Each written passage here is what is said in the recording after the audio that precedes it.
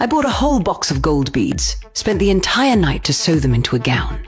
The next morning, the whole studio was shocked by the dress. Even my boss, the Baroness, a top designer, couldn't hide her surprise. She took the dress for herself without hesitation. But I wasn't angry, because that is exactly what I wanted. The secret to taking the Baroness down was hidden in that gown. On the day of the show, just as the Baroness was soaking up the media's attention, a motorcycle suddenly rushed onto the red carpet. Amidst the smoke, I stepped out, wearing a dangerous yet charming black and gold outfit. Just like that, I stole all the spotlight from the Baroness. My partner cut the power to the whole building, and this night was named by my name Cruella. Amid the gasps of the crowd, I drove off triumphantly. After this incident, the name Cruella swept through the fashion world like an assassin. The Baroness was trying to regain her spotlight at the next fashion gala, but she was blocked by my partner before she could even get out of the car, and was locked inside. I appeared with an arrogant look and stepped right onto the roof of her car. A flick of my long skirt almost covered the entire car. My Royal Navy-style jacket paired with a striking black and red rose gown instantly grabbed all the cameras. The next day, I was on the front page of every headline. But how could the self-conceited Baroness allow anyone to challenge her authority? She started having people investigate Cruella. But even the police couldn't find any information about her, as if this person had appeared out of thin air. The Baroness couldn't draw any good designs, so she took away my private sketches. Well, I seem to have found my new signature piece. On the night of the gala, she was proudly wearing my design, thinking she would surely get back at Cruella. But I wouldn't let her have her way. As a garbage truck opened its back door, piles of trash poured down, and I stood up from the pile of trash in a new look. I smiled and climbed onto the truck. As the truck drove away, the trash gradually turned into a 15-meter long skirt. I laughed wildly as I drove away on the truck, becoming the focus once again. The Baroness was shaking with anger, but had to force a smile. She wanted someone to arrest me, but the police couldn't find any charges. So she pinned all her hopes on the annual fashion gala. The gold gown I sewed for her was her final trump card. But she probably never imagined that Cruella is me, the little designer Estella who has always been timidly by her side. After all, at first, I didn't even dare to speak up when she cut my hand. Fabrics? You get me red like that? Back then, I still considered the Baroness a mentor who saw my potential, because only she recognized my design talent.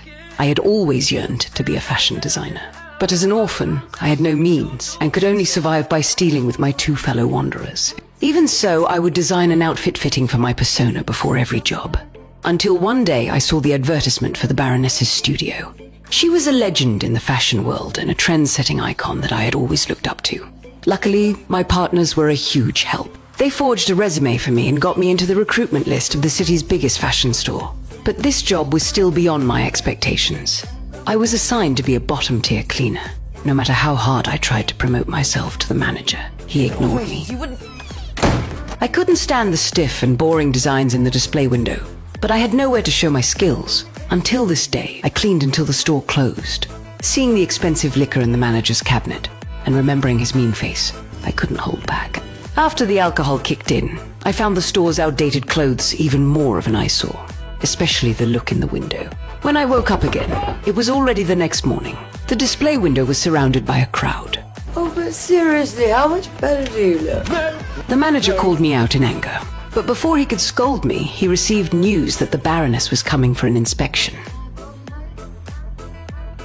As soon as she arrived, she noticed the display window and asked the manager who had done it.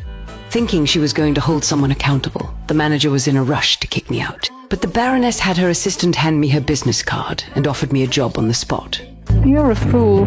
That girl put together a better window display than I've seen here for 10 years. I finally got the job opportunity I had dreamed of, and I soon stood out with my talent and gained the Baroness's favor. A perfectionist narcissist who only appreciated herself actually recognized my designs. This gave me a great sense of achievement. I thought we were a mentor and a prodigy.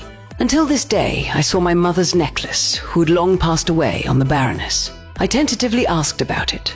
The Baroness flippantly said that a maid had stolen the necklace and foolishly returned it during her party. As a result, the maid accidentally fell off a cliff, and the news even overshadowed her party.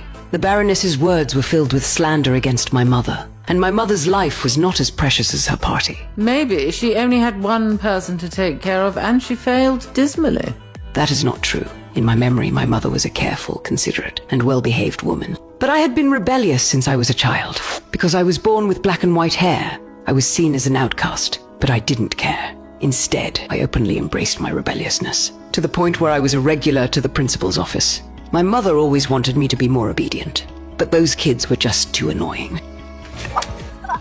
If I didn't give them a taste of their medicine, they would just push further. So I was getting demerits because of this, until I was about to be expelled. I'm expelling her. It's too late because I withdrew her first, so that can't be on a record. The only time my mother was rebellious was for me. To support my dream of becoming a fashion designer, she wanted to take me to London to build a career, and she planned to ask a friend for help. Before she left, she gave me the necklace and told me never to leave the car. But I was quickly attracted by the guests in exquisite gowns and snuck into the castle party. Just as I was dazzled by the fashion show, I was discovered by some Dalmatians.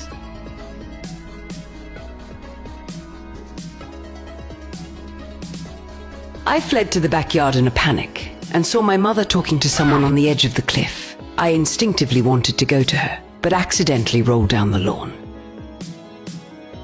Unexpectedly, the Dalmatians bypassed me and rushed straight at my mother.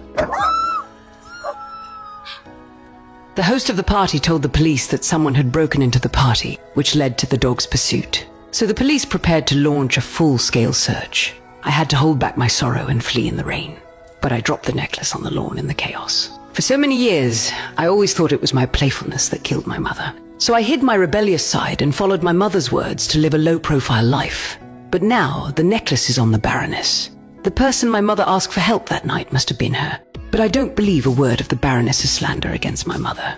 I decided to take back the necklace and find out the truth of that year. I made a foolproof plan. At the Baroness's gala, I made a high-profile entrance on purpose. Once I had everyone's attention, I borrowed a light from someone nearby.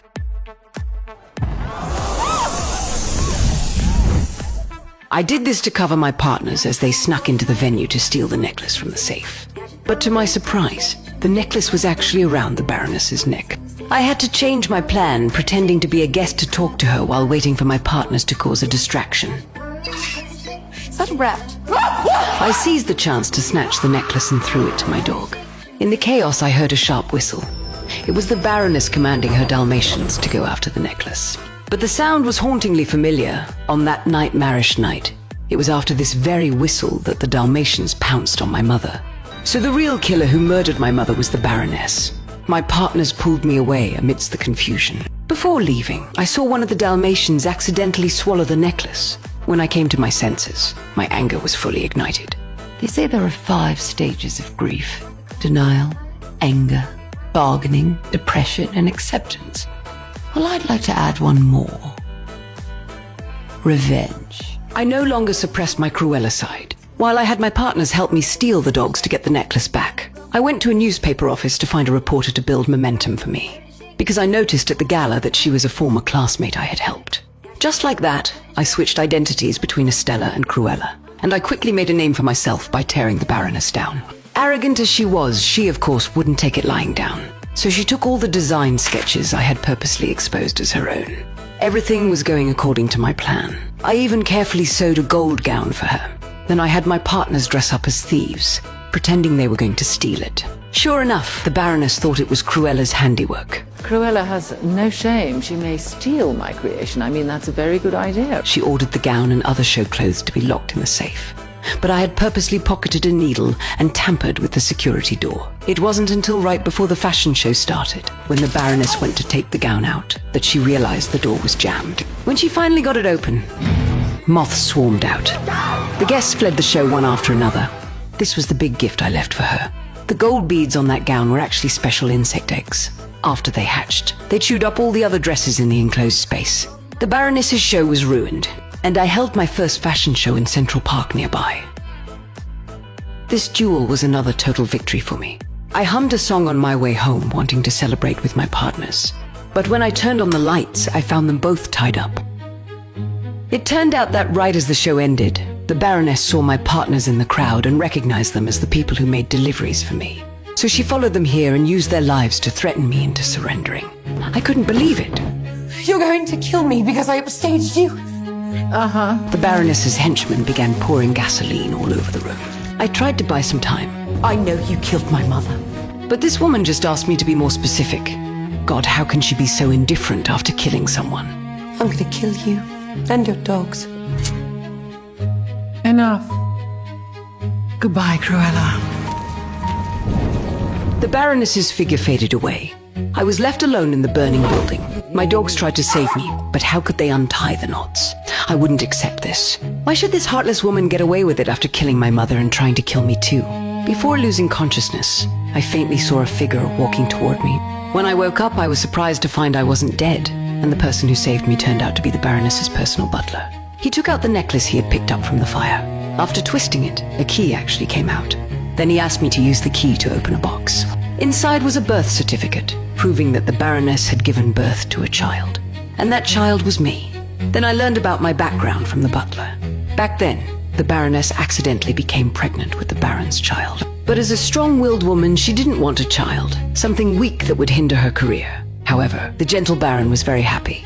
He gave the family heirloom to the Baroness and left the inheritance to the child. The Baroness accepted it gladly, but after giving birth, she ordered the butler to get rid of the baby. The butler couldn't bear to do it, so he secretly gave the baby along with the necklace to a kind maid to raise. In other words, my mother was just my adoptive mother, and I am the Baron's legitimate heir. That psycho cannot be my mother. I ran out in confusion. It's too absurd. My biological mother killed my other mother. I finally understood why my mother always wanted me to be the low-key Estella. Because the blood flowing through my veins is actually that cold-blooded woman's crazy blood. I loved you. But the thing is, I'm not sweet Estella. Try as I might, I never was. I'm Cruella. Born brilliant. Born bad. And a little bit mad. And I'm not like her. I'm better. Mother, I really love you, but I don't want to suppress my nature anymore. I will take my revenge in my own way and walk my own path. I drove into the police station, leading away a large number of police and creating an opportunity for my partners to break out of jail. The Baroness was going to hold a charity gala at the castle. I had to strike first before she found me. With the help of my partners, I gathered information on all the guests and sent them outfits in the Baroness's name, inviting them to commemorate Cruella.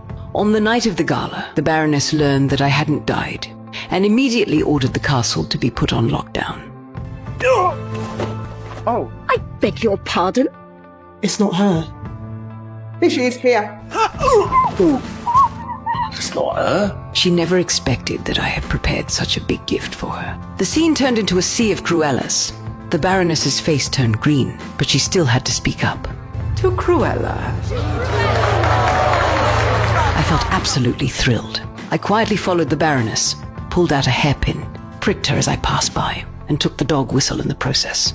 Then I put on a wig and dressed up as Estella. I blew the whistle, attracting the Dalmatians to the window, so that the Baroness would spot me standing at the edge of the cliff. Sure enough, this woman walked out of the banquet hall.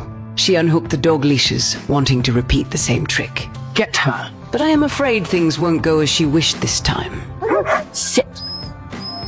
I laid out my background to her directly. Hello, Mother. Her face changed instantly as expected, but soon she wore a fake gentleness. I've longed for someone in my life who was as good as me.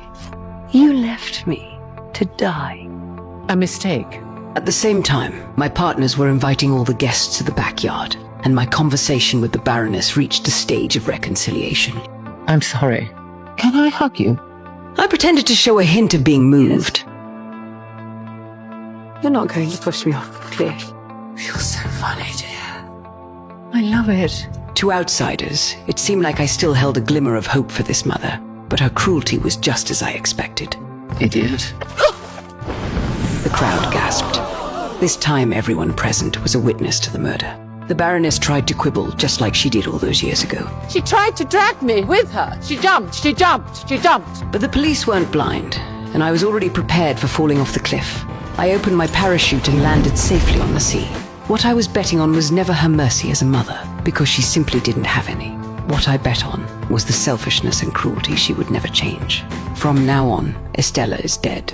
And as Cruella, I successfully took back everything that belongs to me from the Baroness, and I will create my own fashion empire here.